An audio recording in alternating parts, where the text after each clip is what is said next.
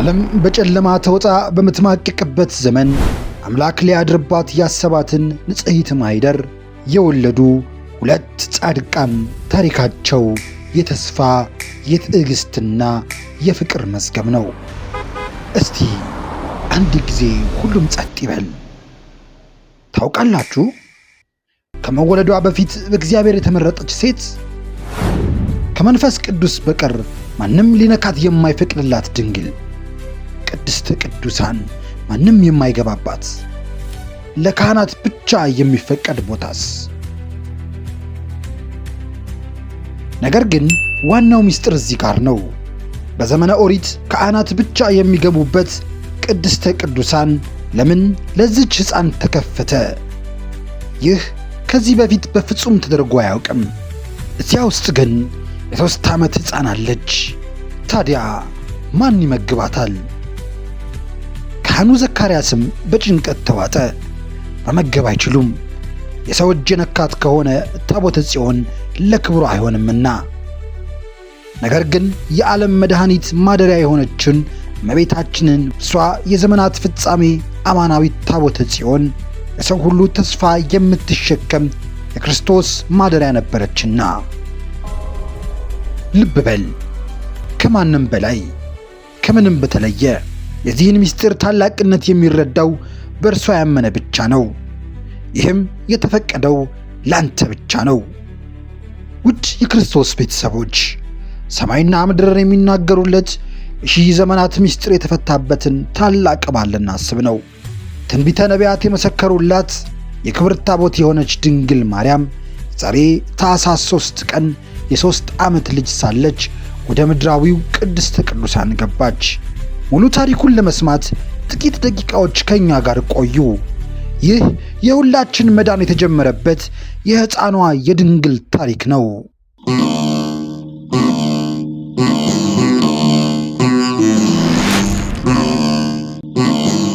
ቅዱስ ኢያቄም ከንጉሥ ዳዊት የዘር ሐረግ የሚመዘዝ ታሪክ አለው። ቅድስት ሐና ከካህኑ አሮን ነገድ የሚመዘዝ ታሪክ አላት። በኢየሩሳሌም አካባቢ በንጽሕናና በጽድቅ የሚኖሩ ናቸው። ሁለቱም በእስራኤል ዘንድ በሀብትና በዝና ትልቅ ከፍታ ላይ ከሚቀመጡ ቤተሰብ የተገኙ ናቸው።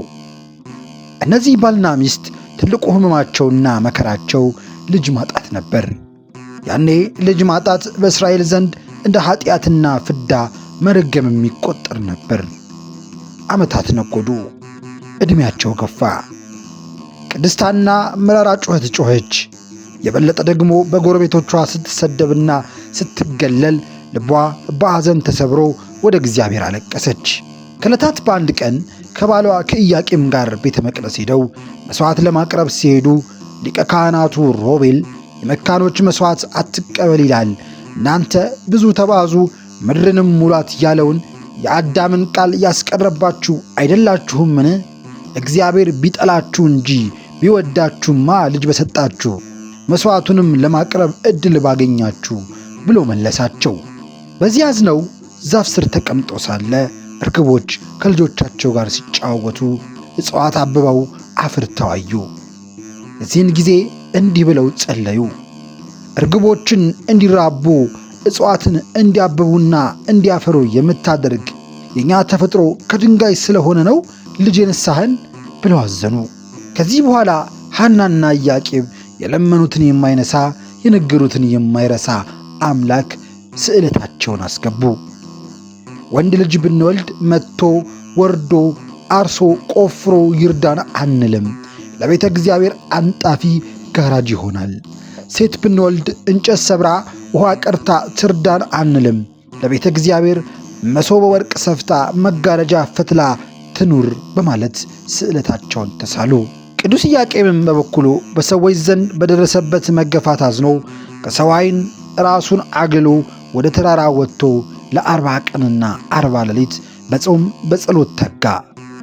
ለቤቱ የተስፋ ቃል እስኪሰጠው ድረስ ከትዳር ጓደኛው ጋር አልተገናኘም። እዚህ ጋር የሐናንና የኢያቄምን ታሪክ እናዘግየውና በዘመናት ፈረስ ተጭነን ወደ ሐና አያቶች እንሂድ። በዚህ ጉዞ ቴክታና በጥሪቃ እናገኛለን። በእግዚአብሔር ፊት የተወደዱ በምግባር በሃይማኖት ጸንተው ይኖሩ የነበሩ የእመቤታችን ቅድመ አያቶች ቴክታና በጥሪቃ ይባላሉ። ይቀራቸው የማይባሉ ባለጸጎች ነበሩ። የሀብታቸውን ብዛት ስፍር ቁጥር አልነበረውም። ከዕለታት በአንደኛው ቀን ቴክታ ወደ ቤተ መዛግብቱ ገብቶ የገንዘቡን ብዛት ሲያይ እኔ መካን፣ አንቺም መካን፣ ይህ ሁሉ ገንዘብ ለማን ይሆናል አላት። እግዚአብሔር ከእኔ ልጅ ባይሰጥ ሌላ አግብተህ ትወልድ ዘንድ ፈቅጄልሃለሁ አለችው። ይህን እንዳላደርገው አምላከ እስራኤል ያውቃል አላት።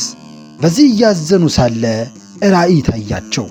ይህም ነጭ እንቦሳ ከበረታቸው ስትወጣ እንቦሳይቱ እንቦሳን እየወለደች እስከ 6 ስትደርስ ስድስተኛይቱ ጨረቃን፣ ጨረቃ ፀሐይን ስትወልድ አይተው በሀገራቸው ወደ ነበረው ሕልም ፈቺ ሄደው ነገሩት። በእግዚአብሔር መንፈስ የተቃኘው ሕልም ፈቺም ደግ ልጅ ትወልዳላችሁ፣ ጨረቃይቱ ከፍጡራን በላይ የምትወልድ ልጅ ናት፣ የፀሐዩ ነገር ግን አልተገለጸልኝም አላቸው። እነርሱም ይህን ጊዜ ይፍታው ብለው ወደ ቤታቸው ሄዱ። ከዚህ በኋላ በጥሪቃ ጸነሰች፣ ወለደችም። ሄኤሜን አለቻት። ሄኤሜን ዴርዴን፣ ዴርዴ ቶናን፣ ቶና ሲካርን፣ ሲካር ሄርሜላን፣ ሄርሜላ ሐናን ወለደች። ቴክታ የሐና ቅድመ አያት በሕልሟ ነጭ እንቦሳ ከቤቷ ስትወጣ እሷም 6 እንቦሳዎችን ስትወልድ ስድስተኛዋ እንቦሳ ደግሞ ብርሃንና ጨረቃን ስትወልድ ያቺ ጨረቃም ፀሐይን ስትወልድ አየች።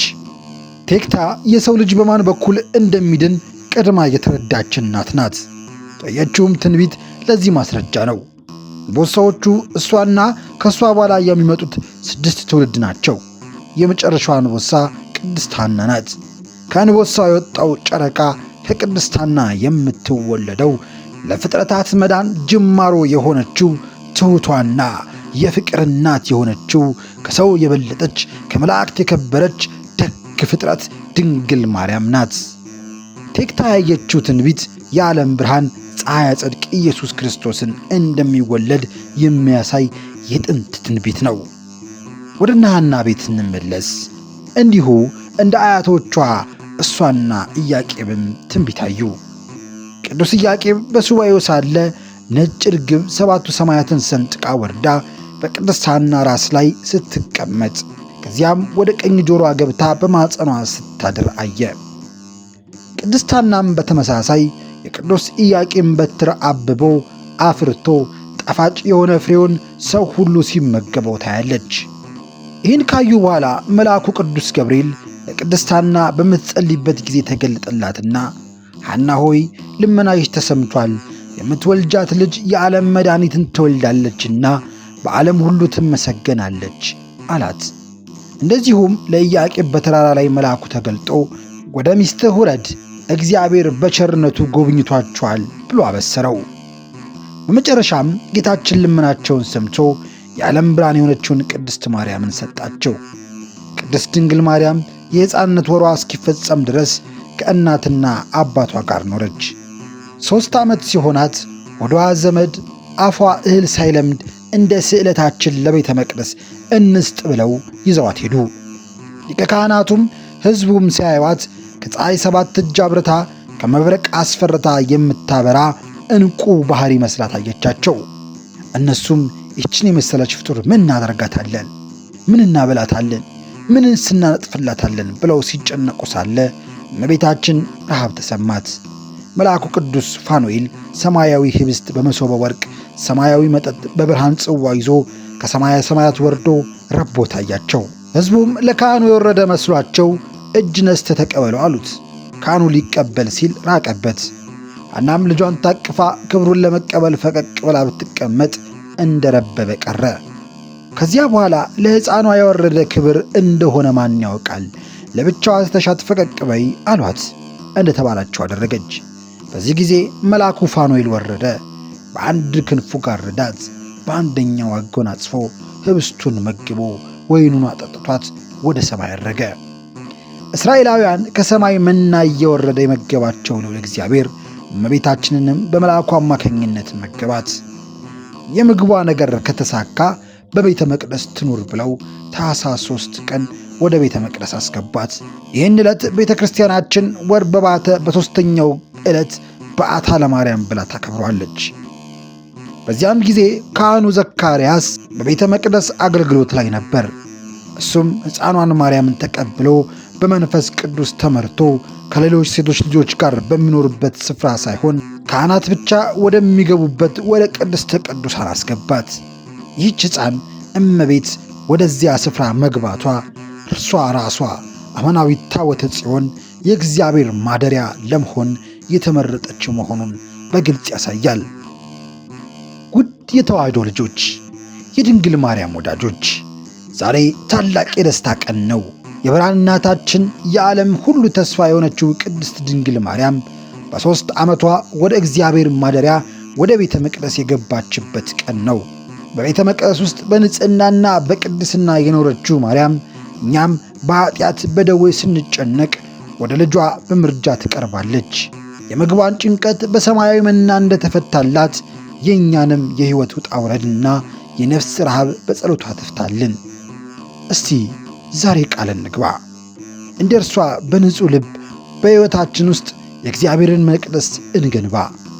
ቤተ መቅደስ የሆነችውን እርሷን በምልጃን ጠይቃት። ቸር ወላዲተ አምላክ በረከቷ ክብሯና ፍቅሯ ከሁላችን ጋር ይሁን። ይህ ታሪክ ልቦን ከነካው ላይክ ያድርጉ። የድንግል ማርያም በረከት እንዲደርሰን የምትመኙ ከሆነ ደግሞ እመቤታችን ቅድስት ድንግል ማርያም ትጠብቀን ብለው አስተያየት ይጻፉ። ሰብስክራይብ በማድረግ ውለታን ያስቀምጡብን። ቸር ወላዲተ አምላክ ልመናዋ በረከቷ አይለየን። ይቆየን።